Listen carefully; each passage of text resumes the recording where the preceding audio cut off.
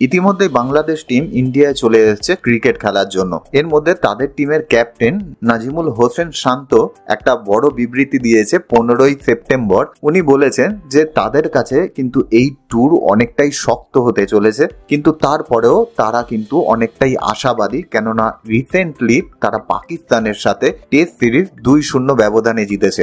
Bowling unit নিয়ে কথা বলতে গিয়ে উনি বলেছেন যে বোলিং ইউনিটে তাদের যে পেসার রয়েছে সেই পেসাররা কিন্তু ভারতীয় যে পেসার আছে তাদের থেকে অনেকটাই অনভিজ্ঞ, কিন্তু স্পিনের যে দক্ষতা রয়েছে তাদের, সেটা কিন্তু পৃথিবীর যে কোনো দেশে গিয়ে তারা কিন্তু বিধ্বংসী বোলিং তারা করতে পারে। সুতরাং বাংলাদেশ অধিনায়ক কিছুতেই মানতে রাজি নয় যে তাদের স্পিন ইউনিট যেটি রয়েছে সেই স্পিন ইউনিট ভারতের স্পিন ইউনিট থেকে কোনো অংশে কম। সুতরাং তারা খুবই আশাবাদী যে এই সিরিজে তারা একটা ভালো ফাইট দিতে পারবে। এর সাথে সাথে আরেকটি জিনিস বাংলাদেশের কিন্তু রয়েছে, যেটা হলো তাদের যে ব্যাটিং ইউনিট রয়েছে সেই ব্যাটিং ইউনিটের পারফরমেন্স কিন্তু সেই অর্থে ভালো না। তারপরে উনি বলেছেন ভারতে এসে একটা টিম হিসাবে বাংলাদেশ ভালো ফলাফল আশা করি করতে পারবেন, এবং উনি একজন ব্যাটসম্যান হিসাবে চেষ্টা করবেন ভালো পারফরমেন্স করে দেখাতে এবং বাংলাদেশের জয় নিশ্চিত করতে। আপনারা এ সম্পর্কে কি মনে করেন? বাংলাদেশ কি পারবে ইন্ডিয়াকে চ্যালেঞ্জ দিতে, নাকি ইন্ডিয়া একতরফাভাবে সমস্ত টেস্ট জিতবে?